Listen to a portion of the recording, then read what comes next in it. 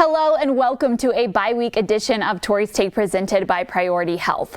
Look, I know it's been a tough 4 weeks to open the season. Last week's win over the Cardinals was the exception, but it was especially demoralizing this week to see the Lions come out with such a hot start, blazing to a 14-0 lead, only to allow the Saints to go on a 35-0 run after that. It's really tough for me to find positives from that one against the Saints. It wasn't just losing another double-digit lead. It was, one, doing it against a team that was missing their best wide receiver and their two starting cornerbacks, and two, allowing said injured team to put up 35 unanswered points. From the start of the game to the first drive of the second half, the Saints' drives went interception, touchdown, touchdown, touchdown, touchdown, touchdown. That's 5 touchdowns in a row. The defense couldn't stop Alvin Kamara, and you knew the ball was going to him with Michael Thomas out.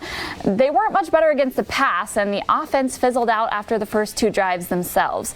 Allowing the Saints to go on that kind of run was just unacceptable. Lucky for the Lions, it's the bye week. This team needs a reset button. They've got to settle down and get back in this season mentally. Matt Patricia has said his team has struggled with riding the emotional wave of games when things start to turn, and they absolutely cannot ride the wave of this season at 1-3 heading into an early bye. You cannot continue to play how you did in the first 4 games, or else you're going to be in for a very long season. Box up what happened in the first 4 games mentally and don't let it carry past the bye week. This bye week is a gift. Use it for a mental reset. Here's a big picture reminder, though. We should all really be grateful that we even had a football game to watch yesterday and even get worked up over.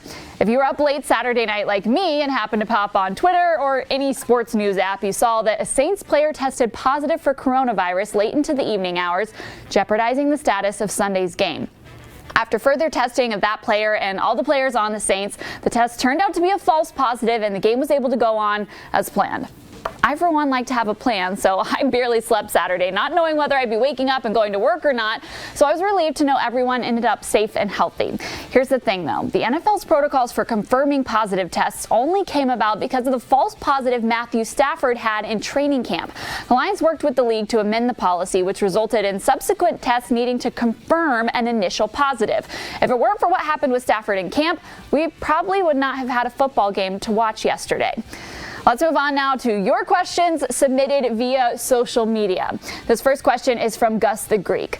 I love what AP has brought to the table, but we drafted Swift to be our feature back. Why aren't they giving him the ball early and often? Well, hold on now. DeAndre Swift had the first touchdown of the game and finished with 4 passes for 30 yards as well as 4 carries. It's not that they aren't using Swift, it's they're using him in more of a pass catcher out of the backfield role, sort of like what Theo Riddick used to be here in Detroit. They're slowly getting the rookie more and more involved, and I don't think we're done seeing what DeAndre Swift can do. Just give it a little bit of time. Next, Trey George asks, did we waste a prime chance to get the 2-headed touchdown machine of Golladay and Jones going by not testing them versus an injured Saints defense? If so, what will it take to get them going? Well, Trey, I tend to agree with you that I would have liked to see the Lions target Jones and Golladay more in that game, considering the Saints were without their top 2 corners. Granted, Stafford did throw up some shots that he wasn't able to connect on, so it wasn't completely a lack of targets. But yes, I would have thought both guys were going to have a big day against the Saints. So what will it take to get them going? Well, obviously getting the ball into their hands. Those guys have the skills to make things happen with the ball in their hands. So to me, the plan needs to be to get the ball to your playmakers. Of course, having the ball for 13 minutes less than the Saints did not help. And finally, one more from Jeff Koenig. He says, Stafford overthrew a decent amount of throws yesterday. Is any of this concerning, or do you chalk it up to an off day? Well, I wouldn't use the word concerning. Stafford is still a fantastic quarterback. I think he's just been a little off lately. TJ Lang and I talked about this on the postgame show yesterday, and I really just think he's trying to do too much. The defense hasn't been playing well, and as TJ Lang said, it looks like he's trying to throw a touchdown on every throw. He's forcing windows he shouldn't, which has led to all 3 of his interceptions this season, including an ill-advised pick in the end zone on a first down throw yesterday where he threw it short to Hawkinson when he should have put it behind the defender where only TJ could get it. I think he just needs to settle in. His defense needs to prove they deserve his trust, and he doesn't have to do it all out there. Okay, let's wrap things up with a bye week extra point where we take you around the league. With no Lions game to watch this week, Detroit fans are free to sit back and relax and enjoy a full slate of NFL games with no stress of worrying whether your team will win or lose. It's always a little more peaceful to watch football when you have no rooting interests. The best way to kick that off is tonight with back-to-back Monday Night Football games.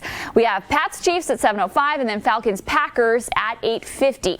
Well, the reason why we have two football games, it's because of a little COVID rescheduling. Patriots quarterback Cam Newton tested positive this week, but the rest of the team tested negative, allowing them to move forward with pushing the game to Monday night. Tonight's doubleheader is the perfect way to kick off your bye week and enjoy a little bit of football. That's it for Tori's Take presented by Priority Health. I'll see you back here after the Lions play the Jaguars in Week 6. From Xfinity Studio, I'm Tori Petry.